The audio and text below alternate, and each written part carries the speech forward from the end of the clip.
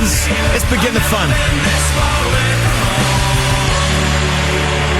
Voice card activated. Yeah, he's in the area now, man. I'm now officially Zane-Lo Radio 1 DJ. Hello, everybody. It's Richard Ashcroft. Hello, the world. If only you had like a rock star activation card, you know, it made probably getting up that much easier in a way. It's right, man. It's easy. It's tea with 2 sugars. Yes, exactly. Tonight is going to be so special for reasons so obvious to listeners around the United Kingdom who love Radio 1 and love this band. It feels official for us as a station now that they're going to be performing in Maida Vale studios, and now they're back performing, conquering headlining festival slots, and with a brand new album, which is the most important thing to remember. The Verve are back, and we got Richard in the studio. Hey man. Hey man, how's it going? It's going really good, and it's great to see you. I suddenly thought on my way into work today, this is the first time that we've ever spoken on radio or TV with you as a part of this band. We met for the first time at the very start of your solo career. That's right, yeah. In the famous, purple velvet suit. Yeah, the red velvet suit. You still got that? I have indeed, yeah, man. It's a magnificent kit. Yeah, I think it's time I wielded that one out. Special occasions. Maybe not for radio, won't be seen. Tonight's going to be great, and I'm thinking back, to the first session that you ever did, and here's going to be a tricky one for you, maybe not. Do you remember what year it is? Let's keep it broad. For Radio 1, what year it'd be? Perhaps it was very early, actually. It was John Peel. That's right, it was John Peel's session. 93, something 92. like that. 92, yeah. It was March 17th, I think, if our stats be correct. Well, I'm only 10 months out. You're not too bad, which actually, when you consider the career and the history of the band, is pretty close. Always a sense of occasion, I think, for me and for everyone who works at Radio 1 to do something like this in Maida Vale. Yeah. And for you guys as well, even though the wheels are well and truly turning for the band, this must feel, like an occasion for you to be in Maida Vale tonight. I mean, I think the thing about the Verve is as well, we're a particular band that there'll be a couple of moments in this session that perhaps will never be repeated again. Yeah. And I think that's always the beauty about a live session, is that you have an opportunity to show, if you are that kind of band, that you can go off on one and, create something tonight that will be unique. I haven't really chatted with the others about which ones we're going to do I know, because we're desperate for a set list that keeps getting put back. But I really enjoy doing Life's an Ocean now from Northern Soul there in the set. That'd be great to do, because that has, again, that can go off on one that really shows off sort of the rest of the guys' talents. Live. This is what I formed the Verve to do, to make a noise, to make a sound, to it wasn't necessarily about dealing with all the past stuff. It was about let's just do it well. Let's not do it be over the top. Let's not get to the point where people have had enough of it. Let's just give people enough so that I didn't see why this thing should have to be dormant, because I will continue doing my solo stuff.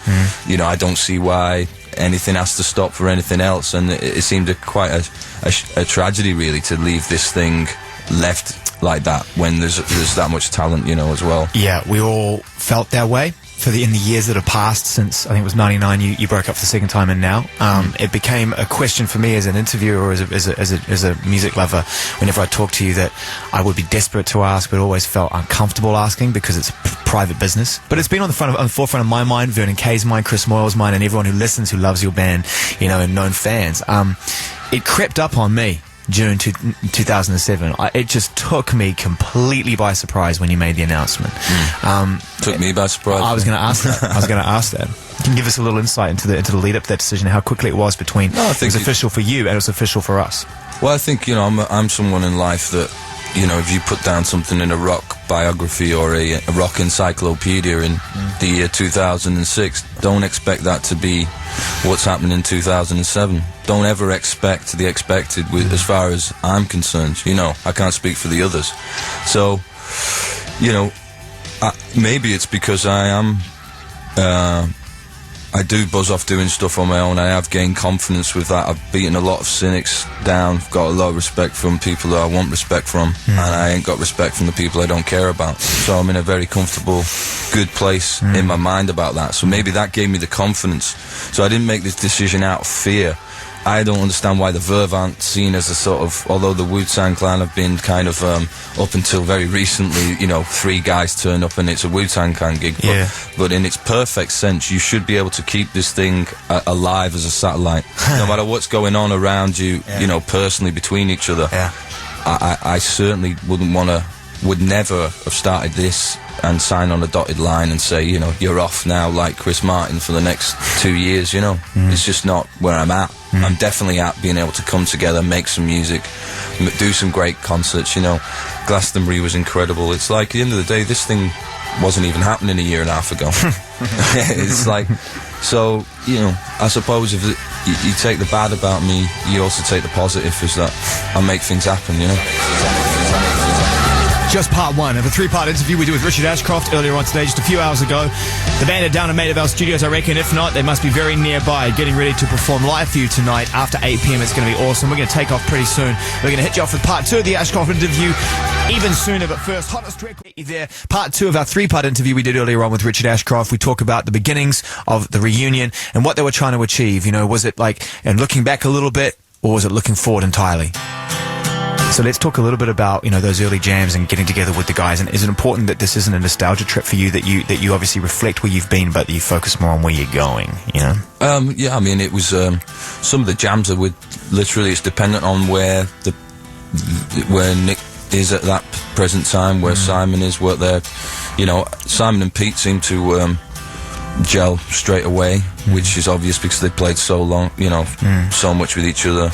Nick brought his stuff that he was into. Obviously, he's, you know, such a talented guitarist. You know, Nick can do anything. Do you catch yourself on stage freaking out at the level of musicianship that you have with the rest of your band? Because, like you say, your rhythm section is glue. and Nick McCabe is without a doubt one of the greatest guitar players in modern history. Yeah. Oh, yeah, I mean, when we're doing something like, say, This Is Music from No One's Soul, or, you know, half the reason for doing the band again is to kind of play some of those songs again live. You know, like Come On and Rolling People and Life's an Ocean, This Is Music, because it's the closest thing white lads, I think, have got to, since perhaps Zeppelin and a couple of other bands, to being that fat, that large, man, you know. And it really is, you know, it's that fat. It's as fat as George Clinton. Yeah, it is. And it's incredibly funky in parts too, man. Yeah, you know, I think. You know, really does. And I think you know, definitely that was one of the motivations for me, was to get to those points again, like you say, when you just have those brief moments on stage when you think, wow, yeah, this is great, we're going somewhere. I mean, we're very fortunate and blessed that we've got, like good sound man. Earlier, we've got a great sound man, good tunes, and a good thing about it, we haven't really gone out with like a major production as well. I think we've really like concentrated on most of the lights are used during Lover's Noise, to be fair. Yeah, that's when they kick in. That's when the budget kicks in. It's just one guy with one strobe, yeah. That's when the strobe's turned on. I don't want to get stuck in this point because there's a lot to talk about, and I want to get on with the album and everything else, but I just think it's important for people to get, you know, some context before we move on to Maida Vale tonight about what it was like. Were you nervous picking up that phone to say hello to Nick and to the guys? Was there any kind of anticipation or excitement in terms of how this could go when you decided that you wanted to start a dialogue again and get some music going with the guys again? Of course, you know, I was excited, but really I just wanted to cut through the rubbish and get to the point. You know, was it literally like, listen, let's do it, come on, we could do it, you know, yeah, definitely, really, let's just get to that point, you know, because ultimately a lot of the times negativity comes through, you know, the time in between making music or being on stage. That's why I've tried to limit that as much as possible. Doing the LAX? You doing the LAX? Elvis has left the building. LA exit? Yes, exactly. The car is still running. Right. Oh, that's right, man. I mean, it's amazing. It's like Si and Nick have got this thing at the end of Love Is Noise, and sometimes I've been actually be able to see Si and Nick from about a mile and a half away on a hill. It's incredible. It's the only time I've ever got to see us play live. So it's genius. If those guys get particularly lost in it, you could be 33,000 feet in the air and they're still rocking out. Man. Go for it. Go for it. We're going to go play some Kings of Leon right now. We're going to come back and spend a bit more time in the company of Richard Ashcroft, and let's not forget, most importantly, not that I'm not enjoying this, but we're going to get you and your friends, you know, in a room playing live tonight, live on Radio 1, and it's going to be so special. The Verve are back as far as the station is concerned. This is Kings of Leon. Fire, which is a terrible name for a song, established both by us and by the band themselves, but nonetheless it's a great tune.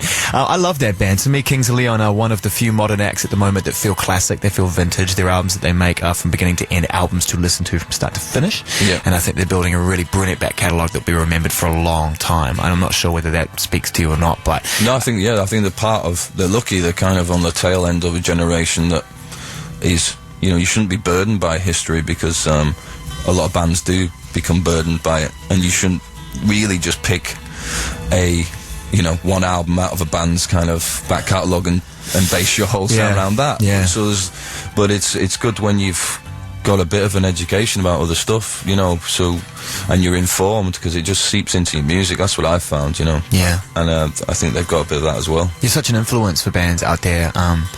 You are a people's band, you're a successful band, but you're also a band's band. That is a triple threat, my friend. Yeah. Are you as influenced by your fellow musicians as they are by you, but perhaps contemporaries? I know that you have a rich musical passion for history.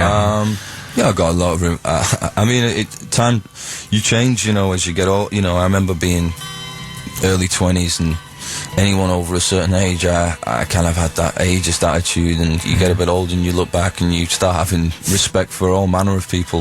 Whether sometimes I have respect for people that bizarrely now that I don't even particularly like the music of, just respect for how they've managed to keep going. I think that's the main thing in this business.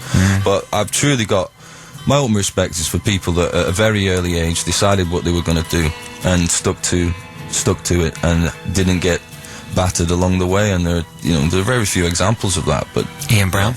Ian Brown, yeah, absolutely. I think Ian Brown is I mean, if it wasn't for Ian Brown and his band, I wouldn't say I wouldn't be in a band, but it was certainly a nudge in the right direction. Do you know what I mean? Yeah. So you've had fun this year, man, the festivals, and it's been like fantastic to draw a line through a part of your history that perhaps was unfulfilled at that point. Absolutely, which was to go on those stages and to play those gigs, because I think as I was one of those people that had forgotten that you had disbanded in '99 before you had a chance to fulfill those contracts. How'd that go down? Yeah. I mean, we did. I think we did Slane Castle and a couple of V's, and that was pretty much it. Yeah. Yeah, I'm sure. You certainly went in your festival stride.